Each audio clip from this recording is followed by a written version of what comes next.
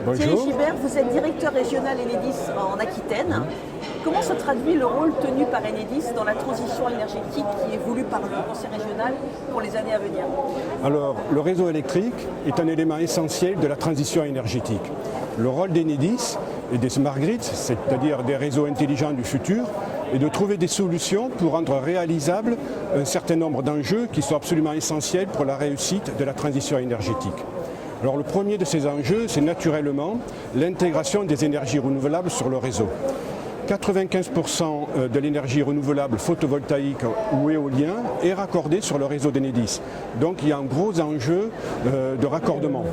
Il s'agit pour nous de développer des offres de raccordement intelligentes pour raccorder plus rapidement et moins cher.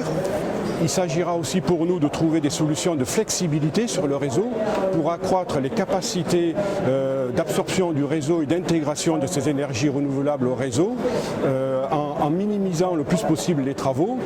Et puis n'oublions pas que toutes ces énergies renouvelables sont intermittentes, sont décentralisées sur le réseau.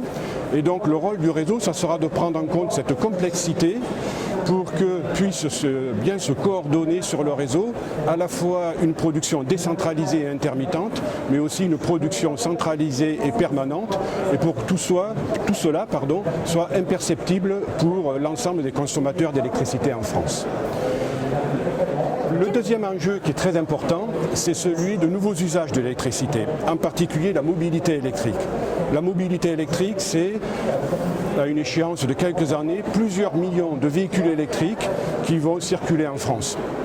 Première difficulté, bien sûr, c'est la recharge de tous ces véhicules, que ce soit des recharges au domicile, sur le domaine public, dans les entreprises, que ce soit des recharges rapides ou des recharges lentes. Et donc nous sommes mobilisés pour que tous ces systèmes de recharge s'intègrent mieux dans le réseau. Mais nous travaillons également, au-delà de l'aspect recharge, c'est-à-dire du réseau vers le véhicule, nous travaillons également sur des solutions où l'ensemble de ces batteries pourrait servir aussi dans l'autre sens, des véhicules vers le réseau à des moments importants du fonctionnement du réseau. Donc on travaille dans ces deux aspects-là. Et le troisième enjeu, si vous permettez, c'est la maîtrise de l'énergie. Il y a une formule que j'emploie assez souvent qui consiste à dire on ne progresse bien que sur ce que l'on mesure bien. Et ça, c'est tout l'apport, l'un des grands apports du compteur communicant Linky, c'est qu'il va pouvoir donner à tous les consommateurs d'électricité des éléments pour prendre conscience un petit peu de leur pratique de consommation. Parce qu'en matière de MDE, bien entendu, il y aura des apports de solutions technologiques qui ne seront pas négligeables, mais au bout du bout, ce qui va être important, c'est l'évolution des comportements en prenant conscience, encore une fois, des éléments qui doivent évoluer dans le comportement de tous les consommateurs en France. Quelles sont les énergies renouvelables qui connaissent une véritable dynamique en Aquitaine? En Aquitaine, les énergies renouvelables ont vraiment un vrai boom, je dirais, en particulier l'énergie photovoltaïque.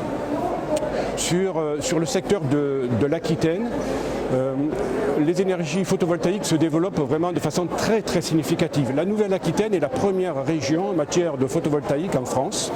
Un chiffre pour vous illustrer cette augmentation sur ce qu'on appelle le photovoltaïque, le petit photovoltaïque raccordé au réseau basse tension, c'est-à-dire des installations photovoltaïques qui vont sur des installations agricoles, sur des petits supermarchés, sur des bâtiments de collectivités locales. Nous raccorderons en 2020 6 fois plus d'installations qu'en 2018.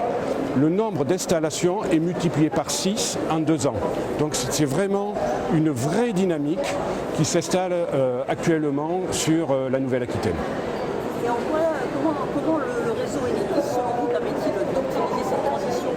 Alors, l'optimisation, encore une fois, c'est de permettre l'intégration de toute cette production décentralisée, parce qu'on voit bien que, surtout le photovoltaïque, il y a des journées il pleut, des journées il pleut moins, et même à l'intérieur de la journée, la production n'est pas équivalente.